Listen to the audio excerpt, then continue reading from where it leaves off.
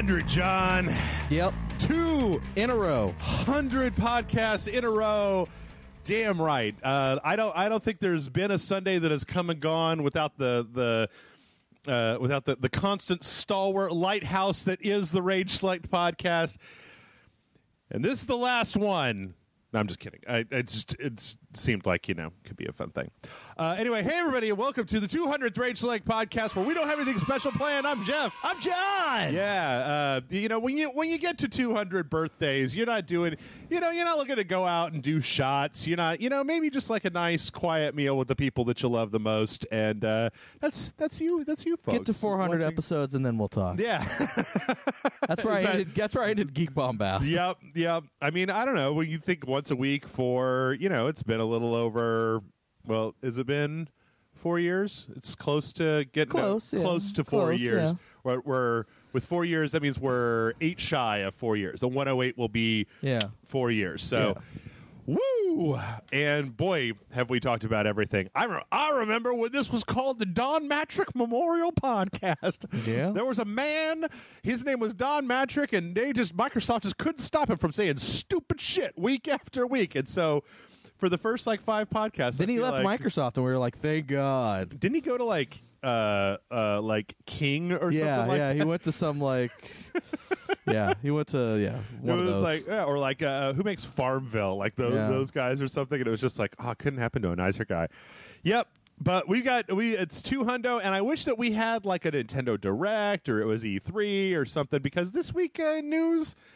There's some decent amount of news. I mean, it's not great. Okay. It's not a whole lot. We got one really good story that I know that both John and I are really, really excited about. Yeah. But before we get to that, how you doing, John? I've just been back pain on back pain for the last week, so... Been all right. Just... You dressed up like a Wookiee today? It's May the 4th that we're recording this on. Wearing your Wookiee pajamas and a Darth Vader t-shirt. Yeah, it's May the 4th, and work was like, hey, come dressed in your Star Wars paraphernalia, and I showed up dressed like a fucking Wookiee. I celebrated the day by killing a bunch of younglings before we started. Okay. You kill the younglings? They're children. Just call them. Anakin Skywalker murdered a bunch of kids. All right, fuck that guy. Darth Vader he's horrible. He didn't have to do that. You didn't have to even put that scene in. You could have just been like, yeah, you fucking destroyed the Jedi Order and helped overthrow the Senate. He's a bad dude, right? Not like he's murdering children. Like I don't know. It always seemed to me to just be kind of like, no, I get it, George. He's bad. He's bad. He's not a good guy. He's a bad guy. I understand. I get it. He's fallen to the dark side. Yeah, well, I also don't understand why they couldn't have put off that trailer for the new movie by a couple of weeks to coincide. I feel like the same thing happened last year where they put out the Rogue One trailer 2 weeks before May the 4th or something. There's a reason for that. Oh. Those were done for the Star Wars Celebration. Okay. Which was an actual event in Anaheim, like a big convention celebrating. On May the 4th. They used to try to schedule it as close to May the 4th as possible, but because they have to, reserve that convention hall every year, I don't think they can have it the same weekend. I think that Okay. So they just do it when they can. So fair enough. Yeah. I looked at all the Star Wars games on Steam are on sale. Yeah, every year this day, all the Star Wars, everything everywhere is on sale. I looked at it and I'm like, I already own most of this bullshit, and I really I have kind of a moral problem paying any amount of money for Rogue Squadron or for what's the one? God, what the hell is the one with this like an FMV? Rebel Assault. Rebel Assault 1 and 2 are $4, and I'm just like, dude, fuck those games. Like that's some Time Crisis shit without a gun. Like you're just using a mouse to fly around. The first thing in Rogue Squadron 2 is your bullseye and womp rats and your T-16. Yeah. No. I already own all the games I would want to buy for Star Wars that have come out. What is the best Star Wars game? What is the Dark best Forces? Dark Forces? I would argue. Or KOTOR? TIE Fighter. Does KOTOR count? I would probably say KOTOR would count, I guess, but in all the remasters, there's that team out there that's doing that Unreal Engine 4 conversion of KOTOR. Like KOTOR could use an original or a re-release where they but like a Halo remastered where they go back in and actually redo the graphics. because I'm sure most people will say KOTOR is the best Star Wars game. I'm still going to say Dark Forces. Okay. Because Dark Forces is everything you want in a video game. I know specifically there's no Jedi. Yep. You're not you're barely interacting with actual main characters from Star Wars. True. You're a fucking mercenary. Yeah. It wasn't until the sequel that they went, oh yeah, he's totally a Jedi now. Yeah. Which was okay. Cool because you had a whole thing like building Kyle Katarn as a character, and then you can be like, oh, it turns out he's actually a Jedi. And and that was fine, and I'm okay with that. I love the fucking Jedi Knight games, but I'm just saying Dark Forces was just kind of badass. Yeah, because you went around, just first person shooter. Kyle Katarn was an interesting character. I mean, now the story for that game is completely fucking invalidated. Because he's stealing Death Star plans. Yeah, because that was every other game from LucasArts. It was like I don't know how many times LucasArts could make a game where we steal the Death Star. Shadows plans. of the Empire was another good one. Yeah. But actually, I never played that one. Because you never owned a 64 in 64, did you? 64, yeah. I think you can buy it on Steam if it's. Yeah, I think in the past I've tried to play that, and it's not one of those games that does real well without some nostalgia to back it up. Where you just come at it. I can say outside of the snowspeeder level, which is like the first level, it doesn't hold up. I mean, even even the snowspeeder level doesn't hold up because every game that came out after it just aped that level over and over. Dude, Star Wars and over. Galaxies had a snowspeeder level. God damn. So, I don't know. Just so we've got let's see, Battlefront 2, and then there's still that Amy Hennig working on that one, like kind of narrative one. I really hope that we see more of that at E3 this year because I like Battlefront. I think the new Battlefront looks fine. I like the old Battlefront. That's on sale. The Ultimate Edition of Battlefront is $20. Oh, the PC, the console, EA one, the console, Battlefront Ultimate Edition, which is basically the game and all of the DLC. $20. You know what? For the people who don't like the fact that game doesn't have a single player mode, I'm still going to say that game's worth $20. Yeah, like with all the DLC, it's a fun little game. You just run around, you blast the people. You're Stormtrooper. You do you, and it's the Ultimate Edition, so you get all the DLC with it. Yep. So it's that's great. That's a wonderful thing, and I think that people should go buy that. And then on Xbox, if you have a Xbox Live account, right now the free game for the Xbox 360 is Force Unleashed 2. Oh, okay. And then in the middle of the month, it'll be Lego Star Wars: The Complete Saga. Never cared. Never cared all that much. So for the Lego Microsoft stuff. is getting in on the Star Wars May nostalgia. There you go. Well, I tell you what. Let's stop filleting Star Wars and start filleting other stuff that's not Star Wars. And let's do the segment of the show that I like to call. We're going to talk about Star Crash now, right? That's Star Crash. Star Crash the movie. No, I don't. Totally not a ripoff of Star Wars. Oh, okay. It's an episode of the most recent MST3K as well. Oh, okay. No, we're gonna do that wonderful segment of the podcast that I like to call Jeff gets to put something in the thumbnail that's a pop culture reference, aka hey, there were some movie trailers this week that were kind of cool. And actually, I want to start by saying that last week Amanda and I were sitting here and we talked a little bit about the newest Cars trailer, and I was like, Amanda, I feel like we're missing something that was good to put in the thumbnail. And then like 2 hours after we were done, I was like, oh, fuck the Kingsman trailer. Yeah, I remember because Amanda came home and I was like, oh, how was recording the podcast? She was like, it was all right. Jeff made me watch a stupid trailer for a movie and then we never even talked about it. Oh, yeah. I don't know how that happened. But anyway, before we talk about any of the rest, the Kingsman Golden Circle trailer. Yeah. This shit looks great. I haven't seen the first one, so. Oh, really? Okay. Yeah, I need to, but I think it's really fun. I think that the second one. Did you watch the trailer for the second one? No. Okay. Well, I think that the second one. I'll just play it with the sound off, and since you haven't seen the first one, it won't really mean anything to you. But like, Kingsman was one of those ones that, like, what is that? Like last year, year before, something like that. Whenever it came out. Yeah. Where, I watched the trailer and I was kind of like, that looks stupid. And then I watched it and I was just like, you know what? This is a lot of fun. It's based on a Mark Millar comic that is absolutely nothing like the movie. Well, yeah. So is Wanted, right? So is every Mark Millar comic book that's ever been turned into a movie. I was actually talking to Amanda about how, like, I'm like 65% on board with Millar, but there's like a lot of, I like the Wanted comic in a lot of ways. There's just a few places where it just becomes unnecessarily nasty for no good. For like, would you like to know why the movies that are adapted from his books are nothing like his books? Yes. Because he sells them to the studio after only have written one issue. Oh, okay. And in some cases, having written an issue at all. Right. But I don't know. I think this one was actually sold before he'd even written issue number 1. This looks pretty fun, specifically because, and if you haven't watched this and you want to go in completely unknown, maybe skip forward a couple of minutes, but like kind of the conceit, one of the conceits that you're seeing here is that Channing Tatum is in this movie, and that like the Kingsmen, who are these like British secret agents, get into a situation and they have to hook up with the American version of the Kingsmen called the Statesmen, which is Channing Tatum, and I think that they're run by Jeff Bridges.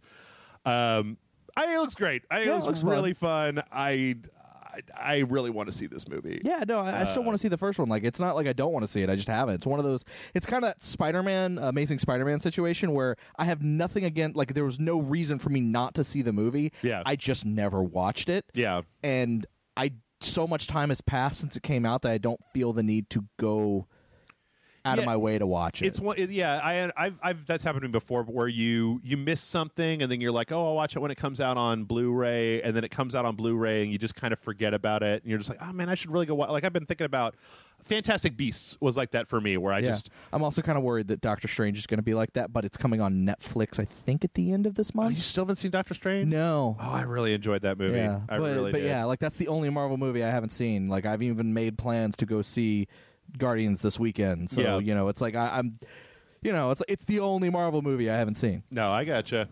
So that, and then let's see, what else do we have? We had The Defenders, the first trailer for The Defenders. Speaking of Marvel, yep.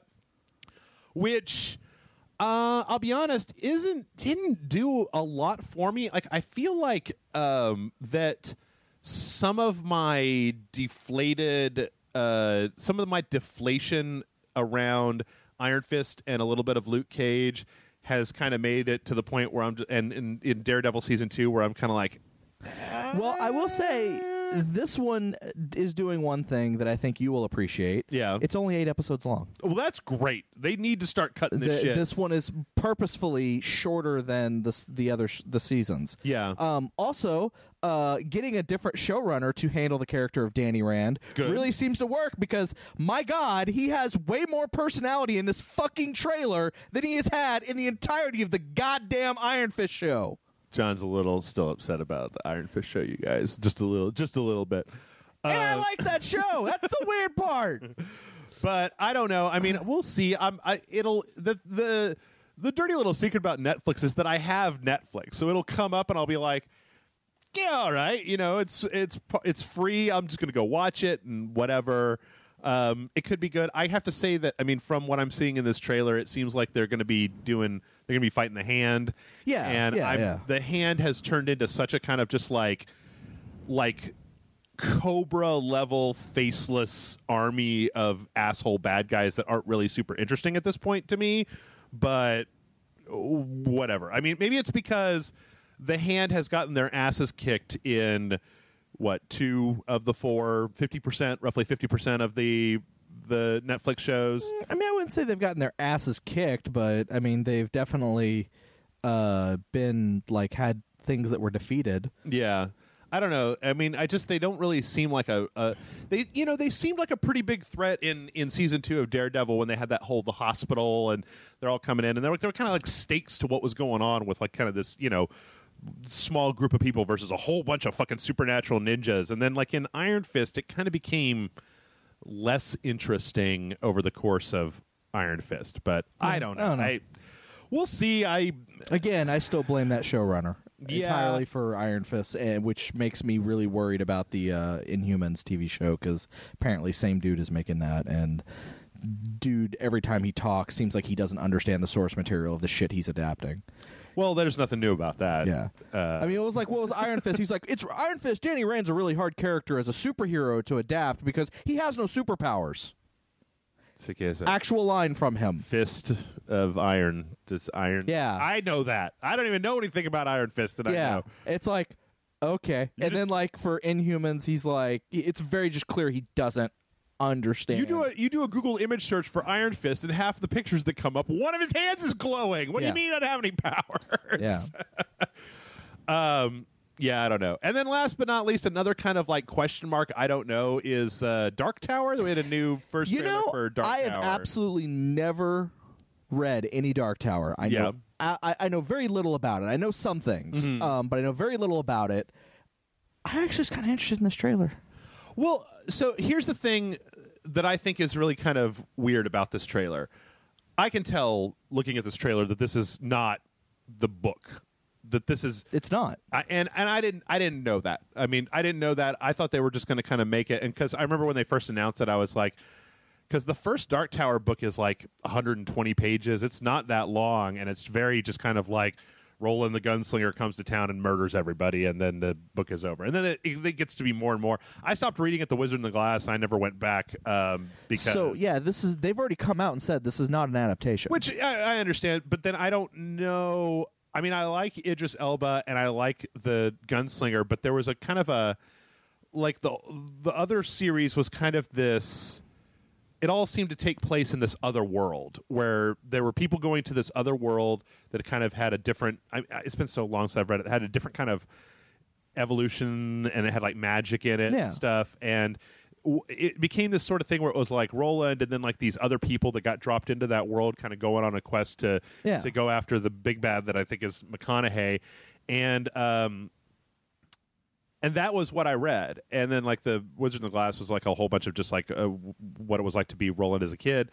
This seems like it's got a lot more going on in our universe. And I don't know. It's a pretty good trailer. It's just I'm really having to try hard to tamp down a little bit of my knee-jerk, like, hey, wait a minute, that's not the book that I liked so much. Well, again, like, and and I'm not going to spoil anything because I don't, you know, I haven't read the story, but I know what I know is a spoiler. Yeah. If you haven't gotten that far in the books, there's apparently a reveal at the end of the last book that actually explains why this is not an adaptation. Right. This is a sequel. And that kind of interests me. Yeah. And it makes me want to see the movie. Like everything I love all the actors involved, and I love the way they're acting in these scenes. Yeah, like that all interests me, and it makes me want to go back and read the comics and read the that were based on Dark Tower, and also read the books that for the original Dark Tower. And like I know that that Dark Tower is the glue that connects all of Stephen King's books together. Apparently, apparently Dark Tower makes a reference to almost every book, or if it doesn't make a reference to every book, that book will make a reference to Dark Tower. Interesting. Okay. Like the identity of, or the real name of the Man in Black is actually a reference to another book. Okay. And it was Pennywise the Clown. Well, it has a connection to Dark Tower as well. Okay. And while what is it? It has a reference to Dark Tower, but while The Shining doesn't reference Dark Tower, it is connected. The Shining is connected through it because there's a character that appears in both it and The Shining that also is referenced in the Dark Tower books or something like that. Interesting. Like it's like this is everyone says that the Dark Tower is the thing that connects all of Stephen King's other books. I think the other thing that's kind of just giving me a little bit of like a little bit of ambiguity is that this trailer heavily features a kid, and I don't like kids in my violent action movies. I don't mind that. I don't want the whimsical wonder of a 9-year-old in the middle of like epic gunfights and horrible evil wizards and orcs or whatever the fuck is going on in this trailer. But like, I don't know. It looks interesting. This is one where I think that I will probably wait for it to come out and then watch and see what the reviews look like, because this one seems like it could go either. This is one of those weird it could go either way. Yeah, no, I agree with you. It does look like it could go either way. The trailer actually had the opposite effect on me because I haven't read anything. Yeah. That made me actually kind of go, okay, well, I know that they've said that they've made it so that if you've never read the books, you can watch this and right. You're totally good. But that it's also not an adaptation of the books. Okay. And that it's a sequel to the books. And so I'm kind of like, well, I kind of want to go back and read all of that now because it made me interested. I don't know if that I can read Stephen King anymore. Yeah. Well, that's actually the other problem is that Stephen King is. It's a little good ideas, a little bit too long-winded for me these days, but. Anyway, I don't know. It does, it very looks much cool. I like the gunplay with the gunslinger. Yeah, and that was my. I mean, there was in the first book. Okay, so if this isn't even based on the book, in the first book there was just like. It's pretty epic because it's like Roland the Gunslinger comes to this fucked up town, this like little town, and like he's there for a little while, and then it turns out that everybody in town is all fucking evil and shit. And like the last like 40 or 50 pages of the book is he just like systematically shoots every single person who lives in that town, and it kind of shows this supernatural affinity that he has with firearms. That it's not like the way that we see. It's more like gun kata than it's like just like your normal action movie of just like blam, blam, blam, blam, blam. It's like every shot hits and he reloads and all the stuff that they show in here. So I don't know. We'll see. It could really go in a lot of different directions. But I like Idris Elba a lot and I like Matthew McConaughey a lot. So who can say? You know what else I like a lot, John? What do you like a lot? Darksiders! Oh, shit! Check that segue out, motherfuckers! And just when all hope was lost, Darksiders 3. Yeah. Darksiders. I didn't see this one coming. No one did, except for, when Amazon leaked it. Well, yeah. This is, last week announced that THQ Nordic and Gunfire Games are basically picking up, which Gunfire Games apparently has a lot of the people that used to work at... that worked at Vigil. It's basically a lot of the previous director of the last game, a lot of the people who were employed and worked on the previous two games. Right. About the only major person that is not involved in this would be Joe Madeira, but he's actually come out and said that he's consulted with them. Yeah, you've told me many times that he basically sat down at one point and was just like, here's what the rest of the games will be, to have a design. And he already apparently had character documents for characters that haven't even appeared in any of the games yet. Yeah. So he already had like this is like someone pointed out when the first there's an art book for the first game. Yeah. And her character is in it, but it's not named. Oh, okay. And so her character didn't even appear in the first game, but it totally looks like this character. Yeah. So it's like they're still. Joe Madeira did a lot of character designs, especially for characters that are not featured in this. Yep. So I actually went out and because I love this franchise so much, I wanted to know even more. Apparently, IGN had a big article on this that I read. So this is Fury. First off, Fury. This is Fury. Who is more of a mage. She got a little chainsword, kind of Ivy-style chainsword. And this actually takes place during Darksiders 2. So while Death is out trying to remake the world to get War out of trouble for the things he did at the very beginning of Darksiders, and while War is still chained up by the Charred Council, the 7 deadly sins have escaped during the ruckus and come to I think both heaven and hell and the earth plane in between, and that the council has basically tasked Fury with going out and rounding them all up, which is great. That ties into all the different lore that we've already seen. It also talked a lot in that IGN article from some of the build that they play. I should email those motherfuckers because they're in Austin. I should email them and just be like, hey, me and my friend John fucking love your game. We run a show. We'd love to just come see you. Can we come see your game? Could you show us Darksiders 3, please? And they'll be like, no. And they'll be like, oh. Or they'll be like, yeah. And they'll be like, yay! But only one of you. It's no! And then you're like, sorry, John, fuck you. Actually, you know what? I would probably... Oh, man. I mean, don't get me wrong. It's your site. As a brief aside, can I just say that that trailer went up while I was asleep on like Monday or Tuesday. I woke up to it, morning. Yeah. And when I woke up, I didn't know that the trailer even existed. What I had was an instant message on Facebook from Matt Frank, who was like, when Darksiders 3 comes out, I want to be on it.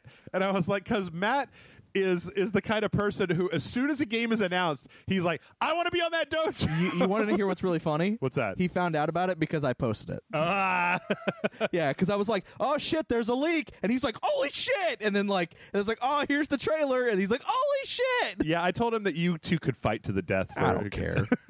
It also doesn't come out until 2018. Well, there's that too. But some of the other details that we found out. One of the things that I'm a little worried about for Darksiders 3 is the fact that Darksiders 1 and Darksiders 2 are really interesting in the fact that they actually have different kind of gameplay conceits. Like Darksiders 1, very much Zelda, as well as Portal and a Shadow of the Colossus and a few other things.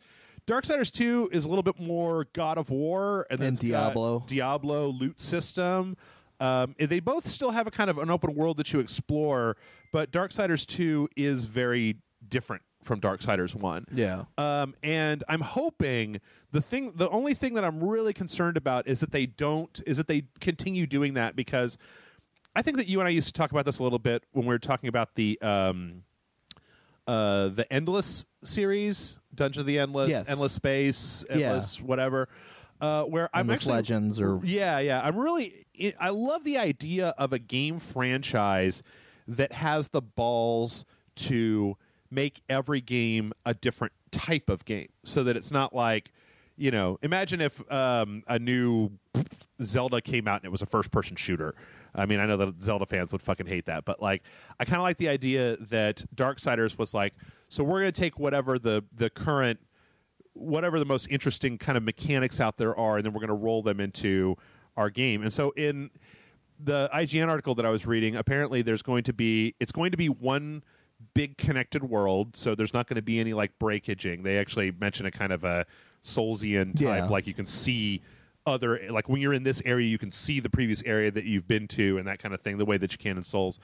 There's also a lot of referencing kind of Breath of the Wild, kind of logic, physics, using the environment to your advantage by doing different things, puzzles. And that actually got me thinking that I think that it would be kind of cool if it had a kind of a Dark Souls style stamina-based combat system. Not to say that I want everything to be Dark Souls, but when you look at when those games came out, the first Darksiders really did a good job of being everybody wants a dark, gritty Zelda game, but there wasn't one. I think that was around Wind Waker was the game of du jour. They were like, here's a dark, violent Zelda game. It was like, yay, all right, cool. And then the second one came out, and it was I feel like maybe a little bit past that time, but Diablo's always been a very influential loot drops. That was a big thing. They integrated that. They integrated this kind of real fast-paced God of War style combat. That was pretty cool. And then when you look at today, what's going on in kind of third-person RPG action-adventure games, I feel like there's a lot of Souls out there. Yeah. Because that's kind of one of the big hot things, and it would be kind of cool if they could figure out a way to just not as brutally difficult or as meticulous as Souls is, but just using the kind of regenerating stamina and then one-on-one kind of enemy management where, we're at the end of Darksiders and we just run up to dudes and jam on the X button and they fucking die, right? So I think it'd be kind of cool if they integrated something like that, or Zelda, because Wind Waker actually had some Souls DNA in it with the kind of stamina system. And I will say, yeah, I'm excited for Darksiders 3. Yeah. I do have some reservations in regard to the story, because we're getting to Darksiders 3, we're getting the third Horseman of the Apocalypse, sure, and we're covering the same time frame that's already been covered in 2 games. Sure. And it's almost assured that Darksiders 4 will do the exact same thing. Sure. And that's not a problem. That's fine. But how long are we going to have to wait for Darksiders 4? And then, are they going to do the same thing where they end it in kind of an ambiguous, kind of not really an ending, but implying that there's more ending that both Darksiders 1 and 2 have had? Yeah. Are they going to end the third one that way, basically leading up there's a game where all 4 horsemen get together? It's the Defenders, right? Yeah. So it's how long do I have to wait for Darksiders 5 where I get all 4 characters together battling the hidden enemy that's masterminding this whole thing that has been hinted at the first 2 games but never flat out stated who it is? Sure. I'd say a decade, maybe 5 years. Damn it. I mean, maybe 5-6 years. Depends on how well Darksiders 3 sells, I guess. There's also the offhand chance. I mean, I don't like to poop in anybody's Cheerios, but there's also the offhand chance that this might be not great. That it might end up being a mediocre third-person action game. It's using Unreal Engine, and that this company maybe the magic is gone. Who knows? But I'm holding out hope. I want it to be good. I do too. I want it to be good too. Darksiders, well, it's a great little franchise. It'd also be nice that if the reason it took so long is not because it took this long to get to a point where they could announce it. Yeah. But because they're working on both it and 4 simultaneously. You're just pieing in the sky at this point. Yeah, no, I am. But yeah, I don't know. I'm just like, because the more I thought, because like we're almost, as of this recording, we're almost done, if not done, with Darksiders, the first one, on Patreon. Sure. Because me and you were playing it as our secret Patreon thing. So if you want to see that, folks, support us on Patreon. But anyways, we're just getting to that, and getting to that made me kind of go, oh yeah, what was the ending? I forgot what the ending of Darksiders 2 was. So I went and looked at it. And I was like, oh yeah, they didn't really answer anything. Nope. And it's like they've all been kind of origin side stories vectoring towards the same conclusion, which was the conclusion of Darksiders 1. Yeah. Which I think actually works really well if you finish it. That was always the problem with Darksiders, is that once THQ went under and it was just like, I want to see the end of this. But that end requires multiple games. And I remember there was even some talk of Darksiders 3 wouldn't even be what the original plan Darksiders 3, which is what this is. This is what was originally planned. That there was also some talk about just skipping to the end of it at one point, where they were just like, well, we're just going to do a game that has all 4 horsemen. I've always had this idea that I really like of having Darksiders 4 be like an FPS, because it's a gun. The Strife is a gun. Has two pistols, right? I agree. I think I totally want it to be an FPS, or at the very least a shooter in the vein, like a cover-based shooter, like a Gears of War. Yeah, like a Gears of War or Max Payne or something. Oh, dude, yeah, just a lot of slow motion jumping as an apocalypse. Also, I got to say, even fucking Red Dead. In this trailer, I do like the way that all this stuff looks in their little pre-rendered cutscene. Yeah, like this is about as high resolution as we've ever seen. Like the Charred Council or War or even some of the enemies from the franchise. So. Yeah, and actually, this isn't how it looks. Did you see the screenshots on? Yeah. I actually saw the screenshots when they leaked on. On Amazon. It looks solid. Yeah, it looks solid. They showed some screenshots and some art. So, but that's I don't know. Looking forward to it.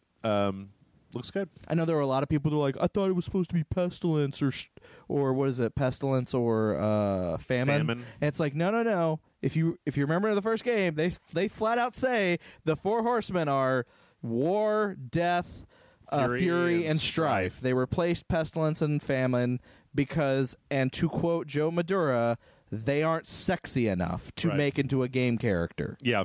And what he meant by that, it wasn't sexy as in like actual sexual sexy, but in more of a, we couldn't figure out how to make them work and be fun.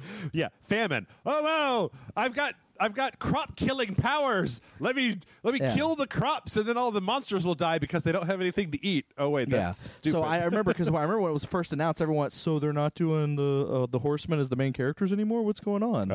But it was like, no. Fury was always a horseman from the very first game. Yep. All right, well, let's move on from that and talk a little Nintendo. Are you ready to talk a little Ninty? What does Nintendo? Not what Sega does, because they do what Nintendo don't. So anyway, we got our first listing for the first DLC for Breath of the Wild. Hey! And I have to say that it sounds stupid and boring for the amount of money that they want. Okay. So basically, there's going to be a bunch of new armor pieces that are all based on previous Zelda. So you're going to get Majora's Mask, Midna's Helmet, Phantom Armor, Korok Mask, and Tingle's outfit, because we're all so in love with Tingle. There are people that are. There's also going to be a hard mode, and then also a travel medallion where you can put it's like an item that you can drop in the world, and you can warp back to that thing whenever you want to, which seems pretty useful, right? Yeah. Seems something I would have liked to have had in the main game, even though it wasn't a big deal. And then there's going to be like a horde mode. There's going to be some dungeons where you go into the dungeon, it strips all your gear, and you have to face like increasingly difficult waves of enemies just with what you can pick up off of them. None of that's bad, but that pack is $20, and I just don't think in DLC terms that's really $20 worth of things. I mean, considering that hard mode probably should have been in the game to begin with. I mean, you're getting some armor that does a few things. You're getting a fast travel in a game that's really more about riding your horse around and gliding and doing stuff anyway. Yeah. So, you know, I don't know. This to me seems an awful lot like what we see a lot out of Nintendo these days as like Breath of the Wild is a great game. The DLC for it seems kind of, I mean, just for like super mega ultra fans, just Matt Franks. I mean, like, this is the sort of thing where maybe if they have a sale at the end of the year where I can get all the DLC for $10, maybe once like all three, I think it's supposed to be 3 packs come out, but $20, like that's some fucking Arkham Knight DLC bullshit. I don't know. Yeah, I don't know. Did you ever play? Did you ever get a chance to play? Did you play it on the Wii U? No. No, I haven't got a chance to play it. Still, eventually, when I get a Switch, I will buy it and play it then. But I should just let you borrow mine because after Mario Kart 8, I don't think there's anything else coming out until much later. But so yeah. But hey, you know what? There's still hope, right? Because let's say that you finish Breath of the Wild and you don't want to pay $20 for the DLC. Do you remember? Did you watch the little documentaries that they did about Breath of the Wild on? Yes. Okay. You remember how they made that like 2D Zelda that was like the proof of concept thing? Some fan went out there and tried to make it. Yeah. He put out a demo like a fucking idiot, and then Nintendo shut him down like 2 days later because. Fuck you. That's why Nintendo. Yeah, well, did you see what he did after that or whatever? What he announced after that? Yeah, he's going to change it all up. He's going to change it all up. Kind of keep the same engine, but make it more like remove all the Zelda references. Well, I'm more just a question. Okay, so this is called Breath of the NES, and this, I just don't know why. Like, okay, Metroid ASMR or whatever, AMSR, another Metroid something remake or whatever. AMRS, whatever. One of those is that thing where people talk real quietly, right? Yeah. I was getting that confused. And then Pokemon Uranium or whatever it was. Like, both of them did it right because they put their shit out, like, on Friday, finished, and then, like, by the time that Nintendo had issued a takedown, everybody had gotten to download it. Whereas this is just like, look at my demo, and it's like, what did you expect was going to happen? There's a little bit more to it than that. Oh, it wasn't just a look at my demo. It was, hey, this is something I'm working on. I can't afford to continue working on this. Yeah. If you would like this, please support me on like Patreon or through PayPal or whatever, and I will whatever you donate, we'll guarantee you a copy of it when it comes out. But this is just so that I can make it to completion. But you can't do that with a fan project like that, especially considering how litigious Nintendo is. You know, the moment that you put up anything Nintendo related, they're gonna take it down. Yeah. I know, but yeah, he asked for donations so that he could continue working on it because otherwise it was not something he was going to be able to continue. And I don't know. That just seems like a real bad move to me. Oh, I'm not arguing that. I'm not arguing that at all. You know. However, I fully support this guy if he can make something that's original and still fun to play and everything. I'm all for it. Do it. I bet that Nintendo at some point they wouldn't develop that into a full game and actually put it out. Nah, they wouldn't do that. Anyway, yeah, I don't know. Just for future reference, allow me to reiterate to every single human being out there: if you're making something that has to do with any Nintendo property, don't release it to the public until it's done. Yeah. I mean, also probably any Japanese company. I mean, we saw that Metal Gear Solid HD remake get taken down by Konami because, of course, it did. Anything Star Wars related is going to be at EA sites. Like, you can't, I mean, as much as it's a wonderful time in history to, you know, that there's all of these programming languages and there's all of this ways that people can, like, get into making games. And, you know, you're like, oh, man, I have the perfect idea for the best fucking Wario game that never got made. Don't tell anybody until you're done. Don't let the internet know until you're done, because the moment that you put it up there, it doesn't matter how good it is, it doesn't matter what, it's going to get taken down. So, just my 2 cents. And then finally in the Nintendo news, I don't understand one little bit. I just don't understand there is a game that is being made by Nintendo that is a crossover between our favorite plumber, Mario, and what I consider to be one of the more odious things that the gaming industry has tried to shove down our throat over the last 5 years, the Rabbids from Rayman, Raving Rabbids, and the Rabbids games on the Ubisoft thing, who are just like, what, it's a funky-looking rabbit that screams, and they're stupid and they don't know what's going on. They're popular, though. Really? Kids. Really? Okay. I mean, I guess with kids, but I mean, all the Raving Rabbids games do well. Yeah. I don't know. It's going to be an RPG for the Nintendo Switch that's going to have Mario and Luigi and then like Rabbids dressed up as various Mushroom Kingdom people. Yeah. And it's just a big question mark in my head, John, because I've never cared for those little fucking motherfuckers. So I don't know. Do you have any good? You've no real hate or love in your heart for the Rabbids? No, I mean I played some of the early Rabbid games. They were a nice little collection of mini games or whatever. They're not anything like offensive. They weren't anything offensive, and I know that there was a cartoon series that kids watched that was semi-popular or whatever. When was the last game with them even out?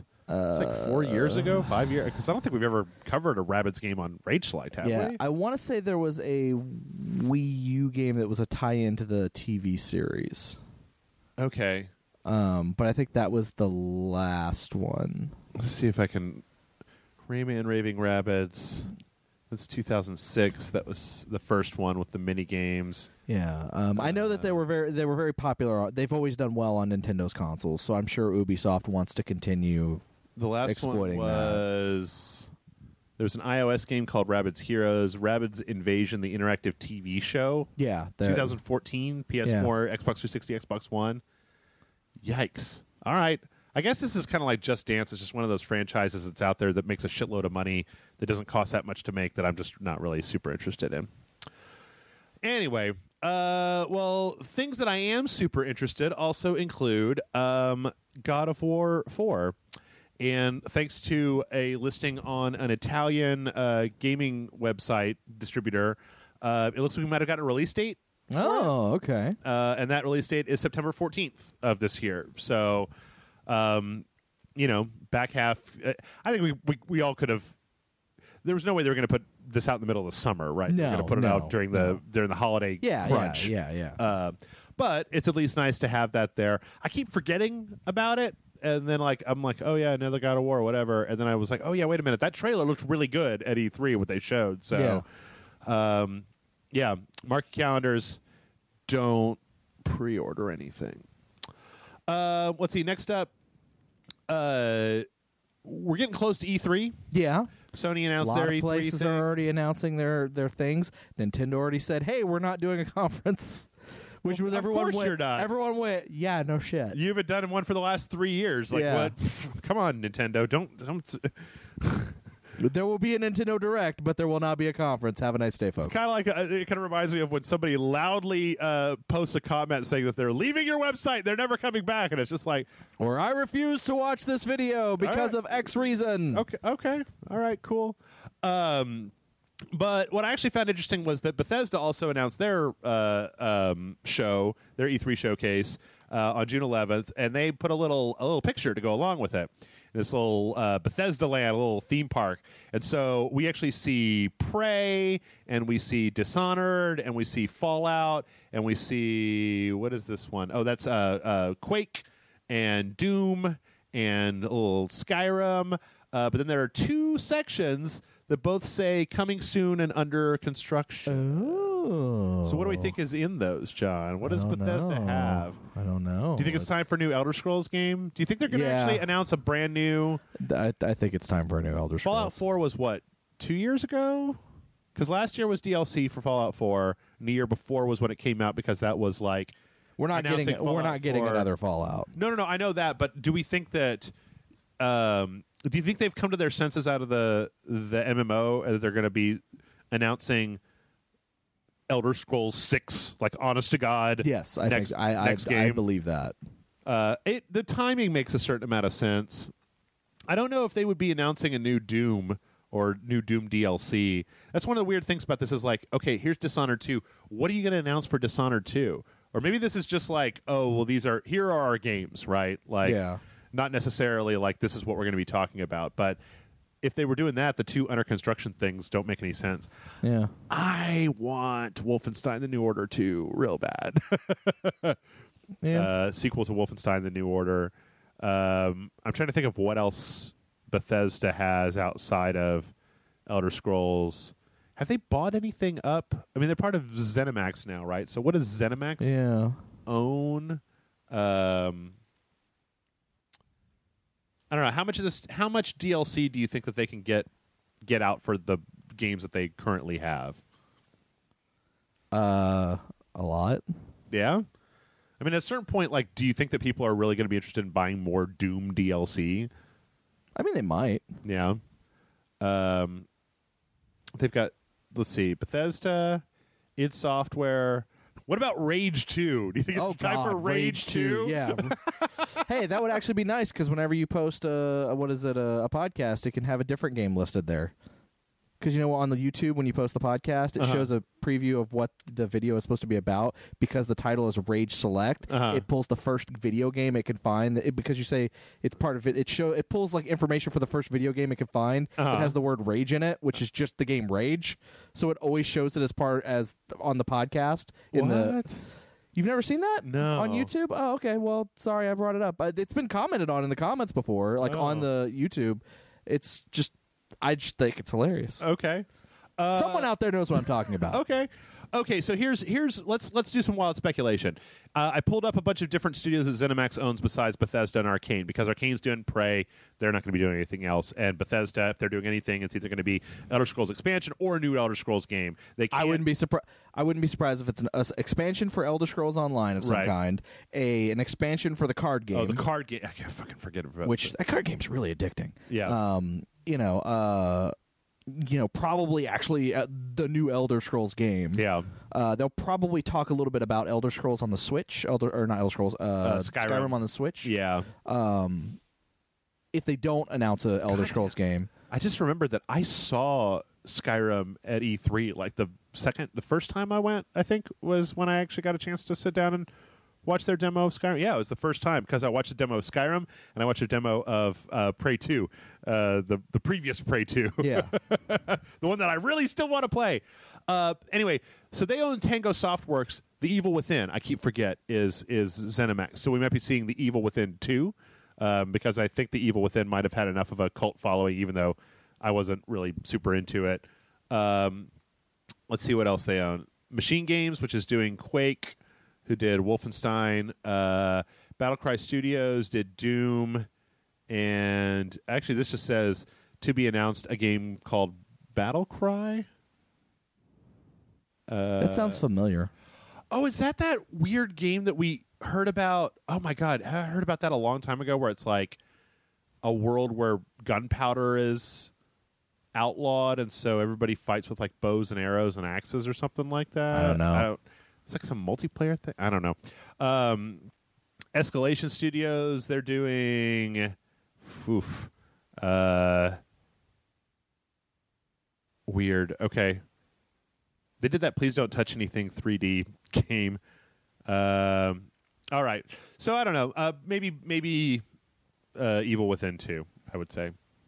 Maybe. I'd like to see something new.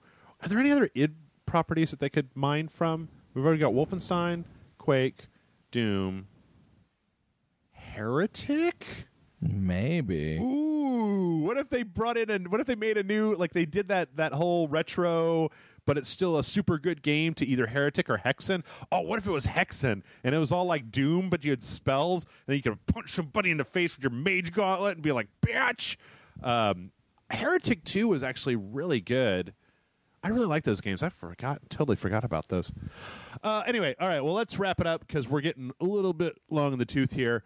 PlayerUnknown's Battlegrounds. Yes. Coming to consoles. Yeah, I've heard that. Yep. Xbox One at least. Yeah. Maybe PlayStation 4 as well. It should. It should. I mean, it's like the new hotness. I got some friends who just play the shit out of that game. Yeah, same here. I don't have the time to play the shit out of that game. But we had fun playing it when we played it. I would love it to be on a console because one of the biggest problems that I have is that it doesn't run great on my PC. Yeah. So I think that having it on the console, also being able to play with a bunch of, yabos with fucking PS4 and Xbox controllers as opposed to, mouse and keyboard super snipers like you have to deal with on the PC, I think I would enjoy a lot more. But and this is also to say that if you folks out there in TV land haven't played PlayerUnknown's Battlegrounds, it's good. At least from what we played of it, it seemed like it's real good.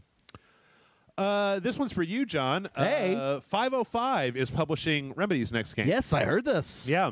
So still no idea what it is. Yep. That's all we really know. I think the code name for the game is like P7. Project 7. Yeah, it's just Project 7, and everyone's like, is it Alan Wake 2? And it's funny, everyone always goes, is it Alan Wake 2? Is it Alan Wake 2? Is it another Max Payne game? Which is it? Is it Alan Wake 2? And they're like, no, it's not Alan Wake 2. Yeah. Our next game is not Alan Wake 2. It'll be out on PS4 and Xbox and PC. But it's not Alan Wake 2. It's listed as a cinematic third-person action game set in a new Remedy-created universe. Yeah, it's a brand new property. It's not a sequel. Yeah.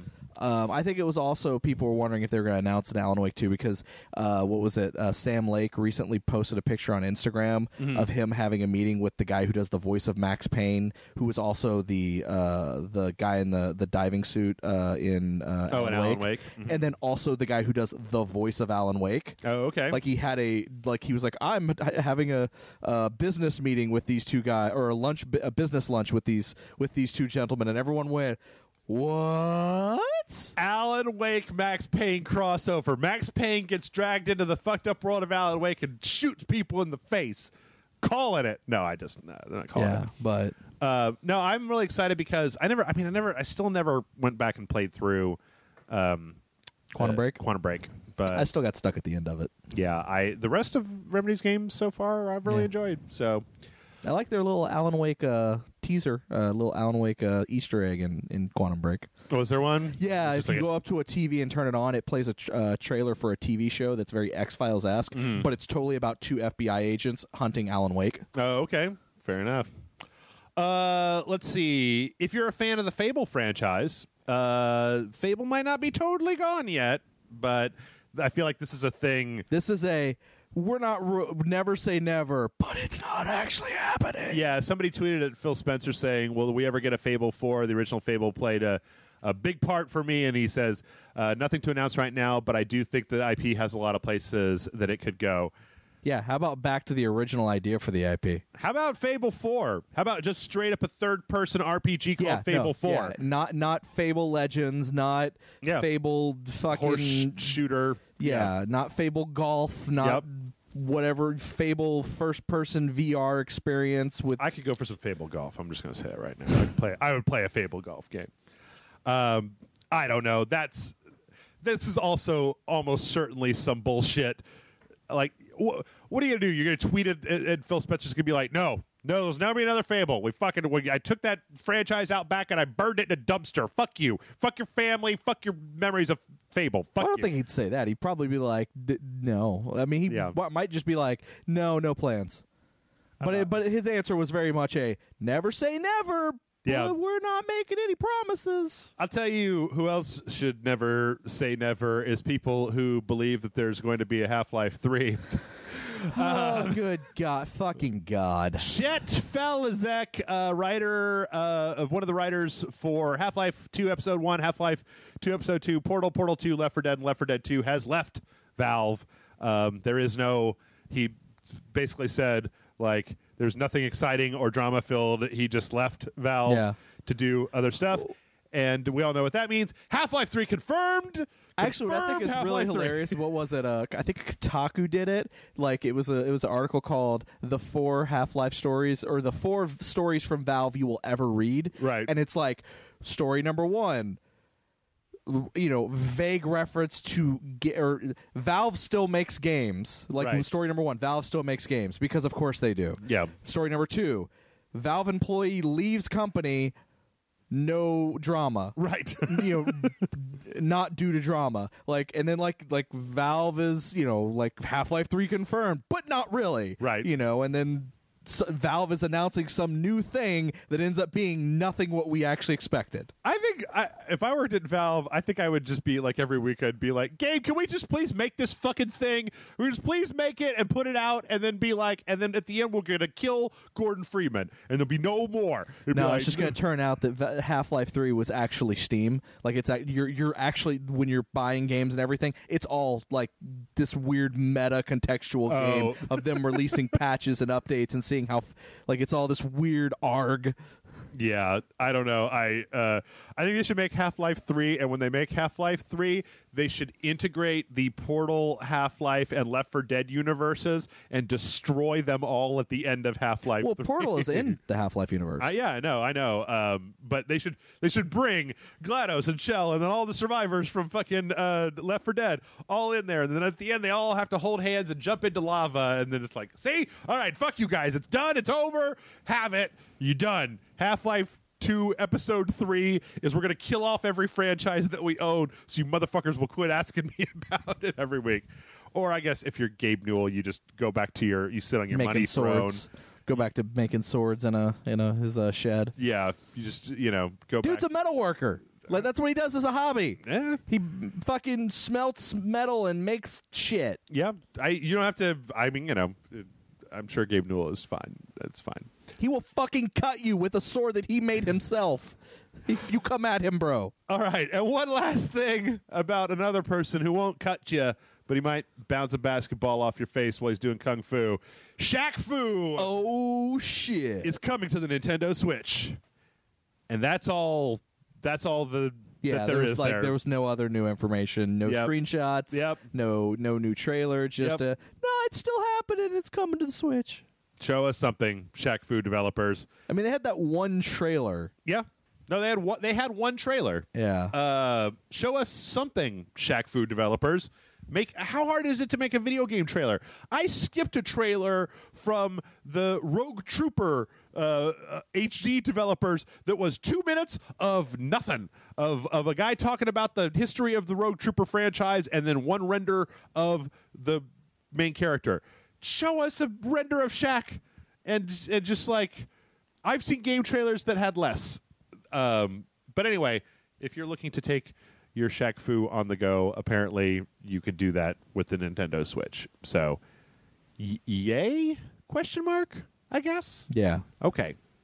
And that's all the news that we have this week. So we're going to go ahead and we're going to take a break. When we come back, we got questions. Questiones. Yes, we've got a bunch of questions, and I want to talk a little bit about Nier, because I played that a little bit last week. Okay. So we'll talk, not a full review, but I feel like I have an answer to the question that I asked the community that two people answered. So stick around, and we'll be back in just a second.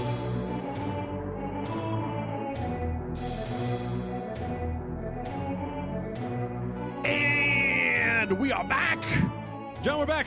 Hey. It's time for questions. Questions? But first... Oh, shit, there's something. There's always something. But first, 2 weeks ago when you and I were on the podcast, I asked the community of Rage Select, would you please tell me what Nier Automata, please talk to me about Nier Automata, because every time I say that, I just want to continue saying Automata-pia.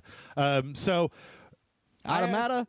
Automata with you, or Automata with me, or whatever. Come on, that's Nier. No, that'd be great if there's a DLC pack to make them all have really thick Brooklyn accents. There's robots. Get out of here. So anyway, I decided to try. Okay, so two people responded. One person, I believe, was Jonathan Scratch, and he talked to kind of this big block paragraph that was nebulous. And I think that the biggest problem that people were having was that nobody wants to spoil Nier Automata. Yeah. They don't want to talk about any of the stuff that's inside of it. And to be honest, I haven't looked up a bunch of things. Another person tweeted at me. I should probably look that up since I'm giving out credits for stuff. This link to a person who made a YouTube video doing a review of it, which I had actually just recently watched another video that same channel did. And this review spent a good 15 minutes just kind of licking that game's nutsack and not really saying much, just talking about how, oh, it's beautiful and it's interesting and it's intricate and blah, blah, blah, blah. And I was like, yeah, but you haven't really told me anything about what exactly it is. So I went back and actually I started playing it again last week a little bit. This was Setsuo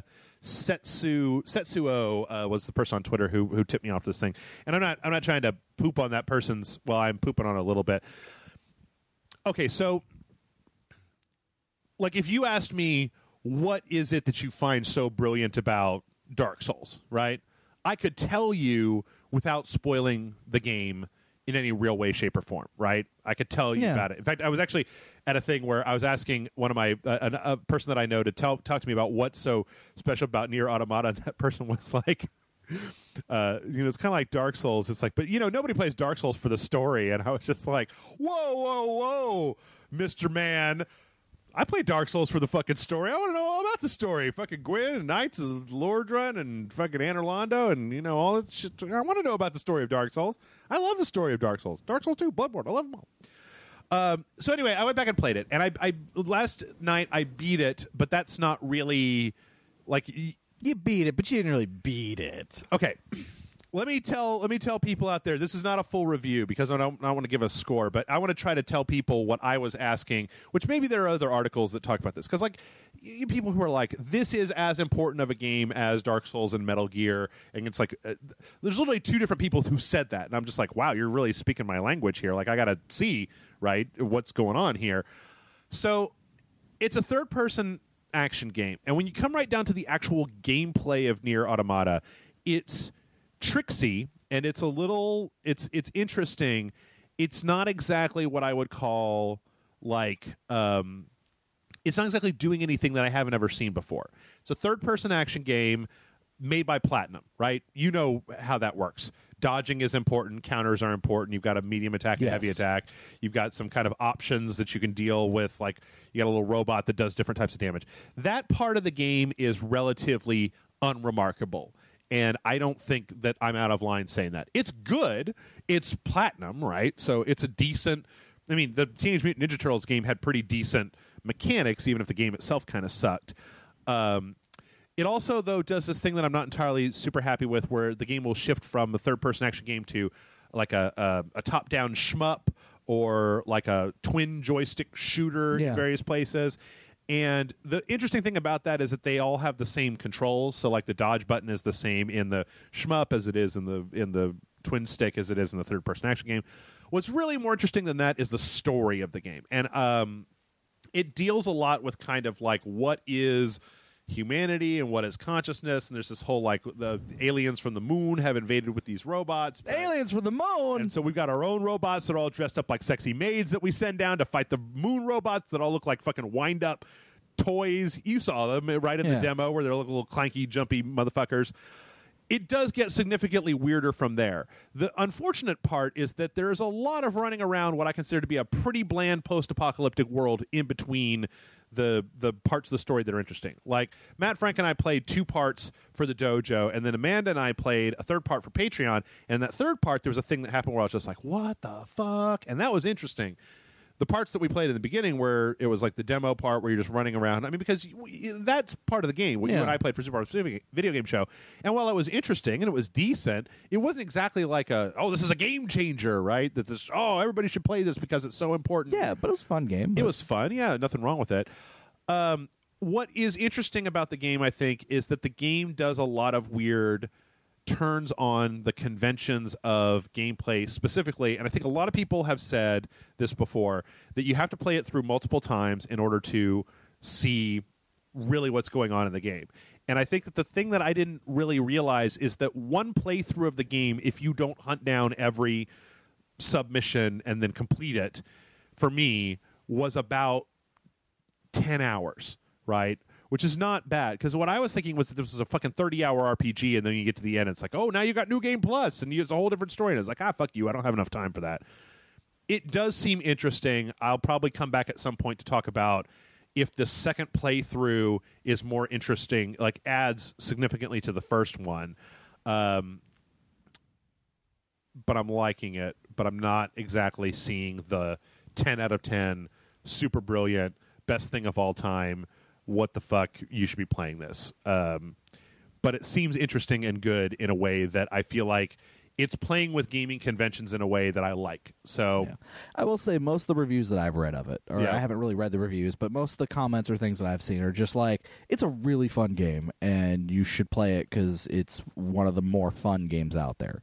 Like I haven't seen anyone, mind you, I'm sure there are, I'm not denying that there are, but I haven't really seen anyone like, this is the greatest game created in the history of video games. It's the fucking most perfect game ever. All games pale in comparison. Yeah. You know, I haven't seen anything like that. But I have seen people like, this game is one of the funnest games I played this year. And even if you can include, some people said even of last year as well. Yeah. If you include last year's games, this is the most fun I've had playing a video game. You should totally check it out because of that. See, I would not go that far. Okay. I think that the minute-to-minute combat in the game is okay. Okay. And that's the main thing that I feel like is really, and I'm going to say right now, this may just be because I'm looking to punch holes in this thing because people are like, Metal Gear, Dark Souls, Nier, and I'm like, whoa, Internet. Those are some pretty hefty fucking names to be tossing around in the same sentence, right? But I find that the combat is decent and it's okay. There's an element that comes in in the second playthrough of the game, a new mechanic that they've introduced that I'm only just starting to mess with, but I can see that shit getting old real fast. I need them to iterate in an interesting way on that, but it's got enough interesting hooks to it that I feel relative. Like, here's an example.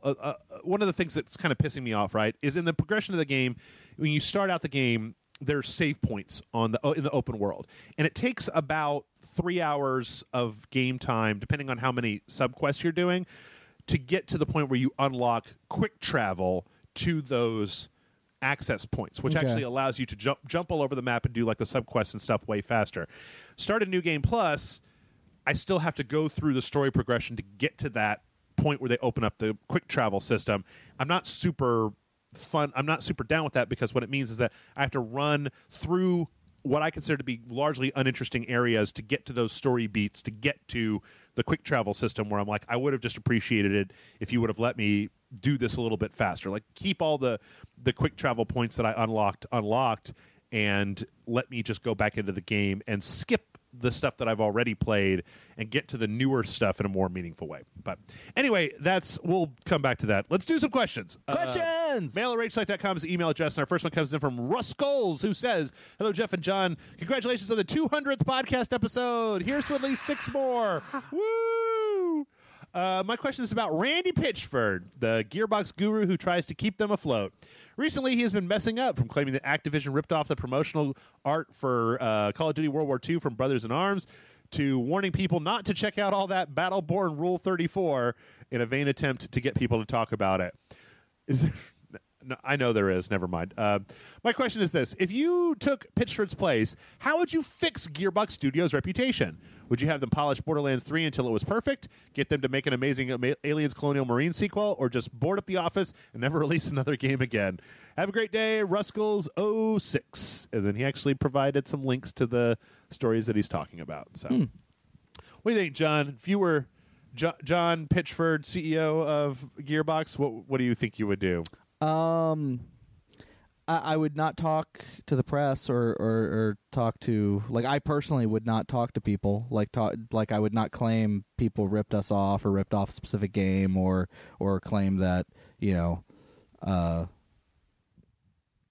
try to drum up fake controversy over a game. Sure. That didn't hit well. I would just move on to the next game. Like, I would try to make Borderlands 3 the best game it can be. Okay. I would probably look into possibly even, since, seeing what other IPs, maybe even do a new Duke Nukem game, but like actually try to make it interesting. Like, not like do it from scratch. I would also do the thing where they're trying to help other studios, like doing helping People Can Fly with releasing Bulletstorm. Yep. I would continue that stuff with other companies. I would try to help with publishing other companies and things like that. I would do a lot of the same things that they are doing. The biggest thing is I would not be going online and making sensational comments and things like that. Yeah, turn off your Twitter account, Randy Pitchford.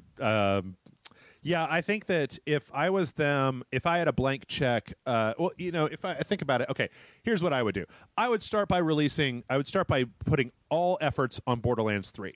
Get Borderlands 3 out, make sure that it's good, because Borderlands 1 and Borderlands 2 are both great. I didn't really care for pre-sequel, but it wasn't terrible. It just wasn't. It was good. I wanted more than what they had there. I would do that. I would let Battleborn go. And then I would. Yeah.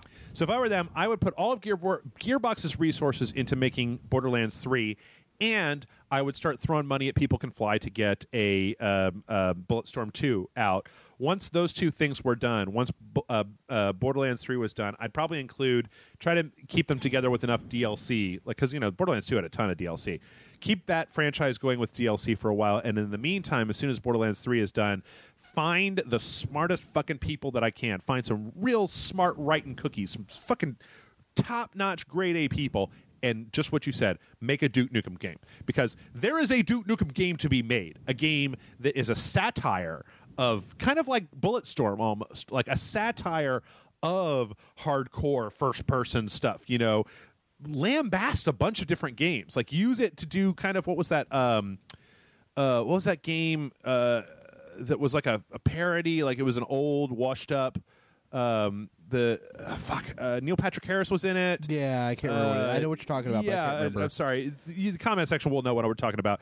Like something like that, or make a Duke Nukem game. This is what I think would be perfect, would be to make a Duke Nukem game that is itself a parody of video games, but never winks at the camera, that takes itself fully seriously, kind of like Bulletstorm did, right? Where it's a kind of a parody, but it has a heart of gold, and do it in a way that is conscious of the fact that Duke Nukem hasn't been around in a long time, and blah blah blah blah. Yeah, I think there is a totally a Duke Nukem game to be made that would be perfect in today's day and age as a first-person shooter with some different elements, not an open-world game, but just corridor shooters of very well put-together mechanics, something like Bulletstorm, and do that. Not Borderlands, not like our Duke Nukem game is all about online, or like, we're really focused on the competitive. Make a straight-up single-player game.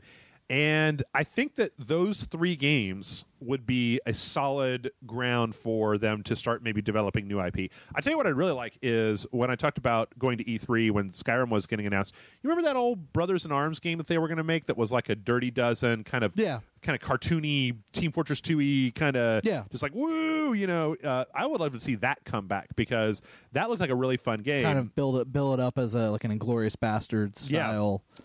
And then romp. I would go out there and I would get together as many people as I can and make a sequel to Giant Citizen Kabuto and MDK, because I kind of feel like Gearbox is the company to make those weird-ass games once they have enough stuff beneath them. But overall, keep your fucking mouth shut. Like, that's probably the one thing that Randy Pitchford should be doing more than anything else. I think that they need to lean into...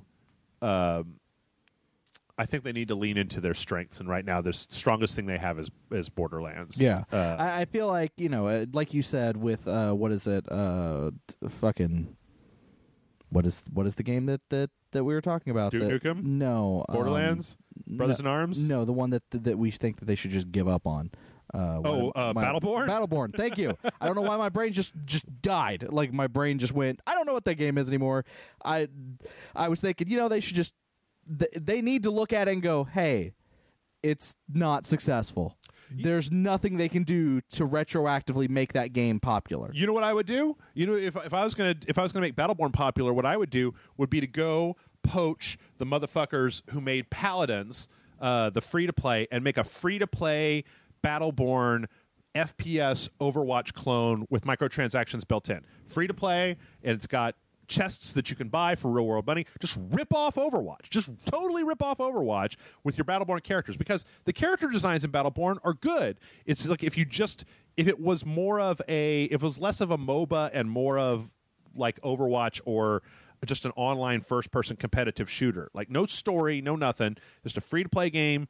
Put it out there, or make a Diablo clone or something out of it. Like, the character designs are solid. It's just the game itself wasn't any fun, and they were too hung up on making it a multiplayer thing Yeah, and it flopped. I'm actually super worried that that's what Borderlands 3 is going to be. Is going to be some type of. I mean, don't get me wrong. All the Borderlands games are multiplayer games. Yeah. But I get this worried feeling that it's going to be a focus on multiplayer. Yeah, like a focus on just like. Just in running a way, an instance for loot with friends. Yeah, like it's gonna be a multiplayer in a way that's not the way that Borderlands 1 and 2 are multiplayer. It's gonna be a multiplayer in it, like an online MMO. Yeah, Borderlands MMO kind of thing. Like I'm worried that's where they're going with it, and I'm just kind of like, I hope they don't. I hope they don't. I can see it. Yeah. Well, now instead of just playing with 4 of your friends, you're playing with millions of people who could potentially buy our game, but won't. That wasn't what people liked. That wasn't what people liked out of that game. Like, if I was going to do anything, I mean, if the sky's the limit and you could get like the most talented people to work on it, I think that if you could keep the Borderlands loot system, but make the environments and enemies and everything a procedurally generated Diablo-style thing, but make it good, then that would be perfect, right? Because then it would be like, well, the same like sub-stories are in here, right? So then here's the Tiny Tina section and here's the whatever section. But every time you boot up Borderlands, it's a different game. You know, it's a different style game. Because I got in that Necromancer test, man, for Diablo. Fucking Diablo, man. I load up Diablo and it's like 8 hours later and I'm still playing Diablo and I'm just like, fuck, what the...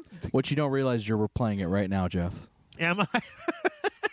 It's just like you're not looking at my other hand is just clicking furiously on Diablo.